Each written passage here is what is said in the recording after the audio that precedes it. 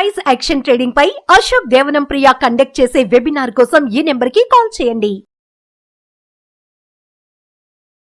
నమస్తే, నేను జీవి సత్యనారాయణ. ఈ ఎపిసోడ్లో పబ్లిక్ సెక్టార్ యూనిట్స్ ఏవైతే గవర్నమెంట్ ఆర్గనైజేషన్స్ ఉన్నాయో కొన్ని వందల కంపెనీలు ఉన్నాయి.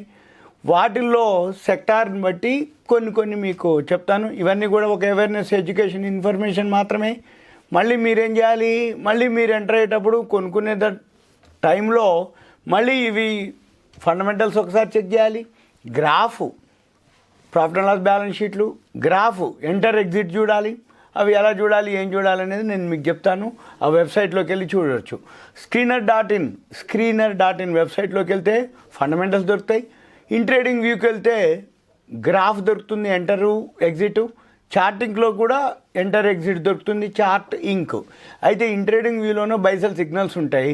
చార్టింగ్లో ఓన్లీ మనకి ఇన్ఫర్మేషన్ మాత్రమే ఉంటుంది, గ్రాఫ్ ఉంటుంది. మనమే అబ్జర్వ్ చేసుకోవాలి, మనమే చెక్ చేసుకోవాలి. అయిన తర్వాత ఇప్పుడు ఒక్కొక్క సెక్టార్లో ఏమేమి ఉన్నాయో కొన్ని చెప్తాను. ఇంకా ఇవే కావు, ఇంకా మంచి కూడా ఉంటాయి. కొన్ని చెప్తాను, అంతవరకే.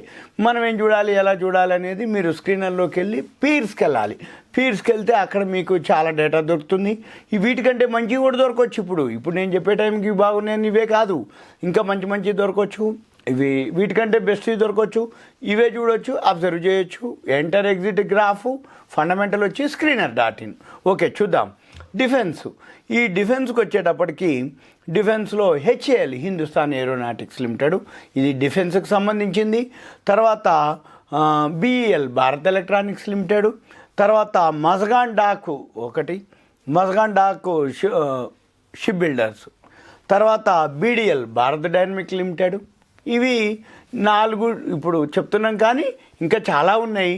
దీంట్లో మనం అబ్జర్వ్ చేసుకొని ఫండమెంటల్ స్ట్రాంగ్ ఉన్నాయా, PEలు, EPSలు, ROEలు, ROCEలు అవన్నీ చెక్ చేసుకొని, ప్లెడ్జ్, డెట్ ఇవన్నీ ఉన్నాయా లేవా చెక్ చేసుకొని మనము ప్లాన్ చేసుకోవాలి. ఇక ఇది డిఫెన్స్ సెక్టార్. బ్యాంకింగ్ సెక్టార్కి వచ్చేటప్పటికి state bank of India. Public sector, ఇప్పుడు మేము అన్నీ మీకు చెప్పేవన్నీ కూడా పబ్లిక్ సెక్టార్. ఎందుకు చెప్తున్నాను పబ్లిక్ సెక్టార్ అంటే, పబ్లిక్ సెక్టార్లో కూడా చాలా ఆర్గనైజేషన్స్ ఉన్నాయి. సెక్టార్లు వేరే ఉన్నాయి గవర్నమెంట్. కానీ రేపు బడ్జెట్లో ఈ గవర్నమెంట్ కంపెనీలకి ఇంకా పెద్దపీట వేస్తారు అనేది ఒక వార్త. నా ఆలోచన కూడా. ఎందుకంటే అంతకుముందు నుంచి కూడా ఈ ETFలు ఉండే, ఎక్స్చేంజ్ ట్రేడెడ్ ఫండ్స్. గవర్నమెంట్ ఆర్గనైజేషన్సే బాగా పెరిగినాయి, గవర్నమెంట్ షేర్లే బాగా పెరిగినాయి. ఎందుకు పెరుగుతున్నాయి, ఏంటిది అంటే, జనరల్గా ఎప్పుడైనా కానీ ఈ గవర్నమెంట్ ఆర్గనైజేషన్స్ బాగా పెరగటం వలన ఈ బడ్జెట్లో ఏం జరుగుతుంది, ప్రతి సంవత్సరం ప్రతి బడ్జెట్లో గవర్నమెంటు డిస్ఇన్వెస్ట్మెంట్ అని ఒక వర్డ్ అంటది. ఇన్వెస్ట్మెంటు మనం పెట్టుబడి పెట్టడం, డిస్ఇన్వెస్ట్మెంటు గవర్నమెంట్ కంపెనీల్లోంచి వాటాలు తగ్గించి, గవర్నమెంట్ అంటే ప్రభుత్వ వాటాలు తగ్గించుకొని మనకి షేర్లను అమ్మే పద్ధతిని డిస్ఇన్వెస్ట్మెంట్. అంటే మనం పెట్టుబడి పెడతాము, గవర్నమెంట్ ఏం చేస్తుంది, గవర్నమెంట్ కంపెనీల్లో వాటాలని మనకు అమ్ముతుంది. గవర్నమెంట్ కంపెనీల్లో వాటాలని మనం కొనాలి అని అంటే దాని యొక్క వాల్యూ తెలవాలి మనకి, అది యొక్క రేటు తెలవాలి, దాని యొక్క అంటే ఫండమెంటల్గా ఎంత ఉంది, ఏముంది అవన్నీ కూడా ఉండాలి. దీంతోపాటు అది రేటు కూడా ఉండాలి, అంటే మార్కెట్లో దానికి డిమాండ్ ఉండాలి. అందుకని గవర్నమెంట్ షేర్లు అన్నీ పెరగటం వల్ల ఏమవుతుంది, గవర్నమెంట్ డిస్ఇన్వెస్ట్మెంట్ చేసినప్పుడు ఎక్కువ మంది ఇంట్రెస్ట్ చూపిస్తారు, ఎక్కువ మంది సబ్స్క్రైబ్ చేస్తారు. అప్పుడు గవర్నమెంట్కి ఏమవుతుంది, పెద్ద మొత్తంలో ఫండ్స్ వస్తాయి.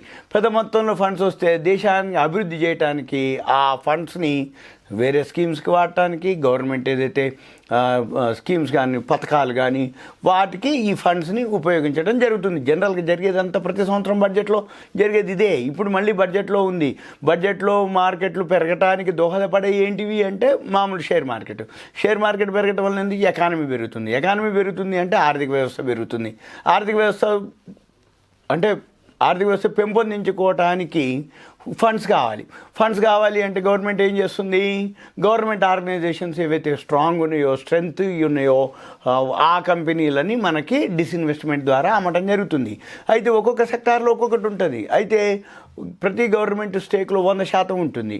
మనకు తగ్గించుకుంటూ అంటే 5%, 10% తగ్గించుకుంటూ మ్యాక్సిమం 51% వరకు మనకి, అంటే 49% వరకు అమ్ముతాయి అన్నట్టు, మనకి 51% వరకు ఉంచుకుంటాయి. ఇప్పుడు ఒక్కొక్క సెక్టార్లో టాప్ ఏవవుతున్నాయి మళ్ళీ అవే జరుగుతాయి. జనరల్గా మీకు ఇప్పుడు చాలా ఉంటాయి లిస్టు. మీకు ఇవన్నీ కావాలి అనుకుంటే మనకు చాలా తక్కువ టైం ఉంటుంది కాబట్టి మీరు పర్సనల్గా ఫోన్ చేయడం కానీ వాట్సాప్ మెసేజ్ కానీ కంటెంట్ రూపంలో పెడితే మనం పర్సనల్ డిస్కస్ చేసి దాని గురించి ఎక్స్ప్లెయిన్ చేయడం జరుగుతుంది. ఓకే, ఇప్పుడు మళ్ళీ మనము బ్యాంకింగ్ సెక్టార్లోకి వెళ్దాం. లీడింగ్ ఎవరై అంటే SBI, state bank of India, Punjab national bank, bank of Baroda, Canara bank, ఇంకా చాలా ఉన్నాయి. గవర్నమెంట్ బ్యాంకులు చాలా ఉన్నాయి, డిఫెన్స్లో గవర్నమెంట్ చాలా ఉన్నాయి. పబ్లిక్ సెక్టార్ ఇప్పుడు మాట్లాడేదంతా నేను పబ్లిక్ సెక్టారు. కానీ దీంట్లో ఏవైతే బ్యాంకులు ఉన్నాయో పబ్లిక్ సెక్టార్ బ్యాంకుల్లో state bank of India, Punjab national bank, bank of Baroda, Canara bank. తర్వాత నెక్స్ట్ రైల్వేస్ అనగానే ఇప్పుడు గవర్నమెంట్ చాలా రోజుల నుంచి మీరు గమనించండి, రైల్వేలో పెద్దపీట వేస్తారు. ఈ రైల్వేలో పెద్దపీట వేస్తారు అంటే దేనికి బెనిఫిట్ అవుతుంది? రైల్వే సెక్టార్లో ఏ కంపెనీకి ఉపయోగపడుతుంది? First IRCTC.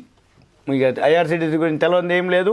టికెట్ బుక్ చేయాలన్నా ఏం చేయాలన్నా సీట్ రిజర్వేషను, తత్కాలు, మామూలు టికెట్, ఫుడ్ అన్నీ ఐఆర్సిటీసీ కిందికి వస్తాయి.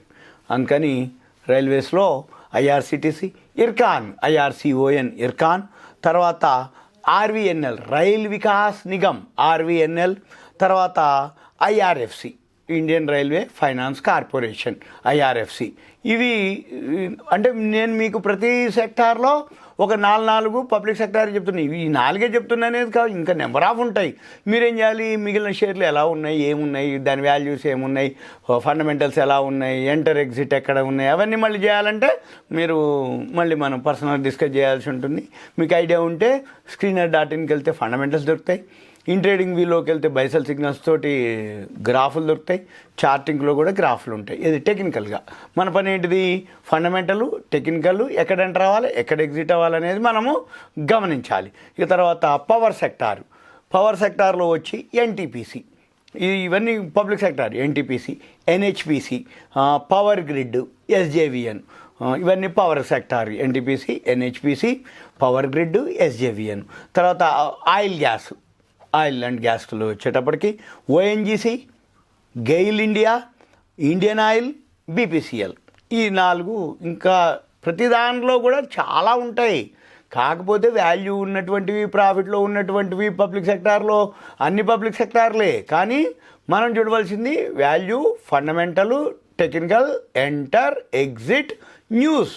ఆ కంపెనీకి ఏదైనా న్యూస్ ఉందా లేదా అది చూడాలి. ఇవి ఆయిల్ అండ్ గ్యాస్కి ONGC, GAIL, Indian oil, Bharat petrol. Next general LIC, life insurance. LIC గురించి ఎంత చెప్పినా తక్కువే. ఎందుకు అంటున్నానంటే ఏ కంపెనీ అయినా సరే పెట్టుబడి పెట్టాలి అంటే ఫస్ట్ ఎల్ఐసి నుంచే పెట్టుబడి పెట్టిస్తారు.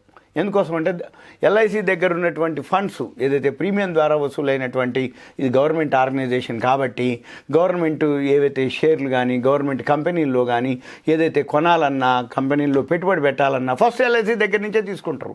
ఎల్ఐసి ఆ కంపెనీల్లో ఎప్పుడైతే పెట్టుబడి పెడుతుందో అంటే ఆ కంపెనీలు బాగా లాభాలు వచ్చినాయంటే ఎల్ఐసికి ఇండైరెక్ట్గా అది కంపెనీ ఎల్ఐసి పెట్టుబడి పెట్టింది కాబట్టి ఎల్ఐసి షేర్ పెరుగుతుంది.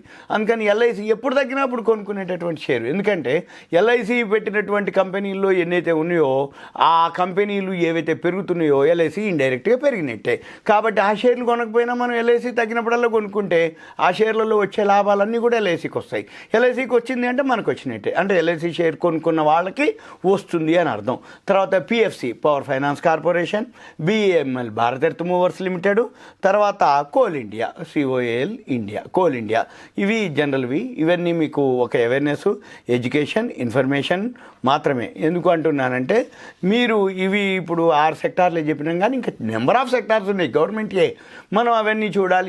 ఇంకో వీడియోలో, ఇంకో ఆడియోలో నేను మీకు వాటి గురించి కానీ చెప్పడానికి ఫీల్ అవుతుంది. ఇప్పుడు ప్రజెంట్ ఇవి చెప్తున్నాము. మళ్ళీ వీటిల్లో కూడా ఈ కంపెనీలే కాదు, ఎప్పుడు 6 సెక్టార్లు 6, 4, 24 కాదు, వందల కంపెనీల్లో వాల్యూ ఉంటాయి. అదే లిస్ట్ తయారు చేసుకోవాలి. ఫండమెంటల్గా, టెక్నికల్స్గా మనం చూసుకొని చేసుకోవాలి. ఇదంతా కూడా ఒక అవేర్నెస్, ఎడ్యుకేషన్, ఇన్ఫర్మేషన్ మాత్రమే. సుమన్ టీవీ ప్రేక్షకులు ధన్యవాదాలు. Thank you. సెలవు.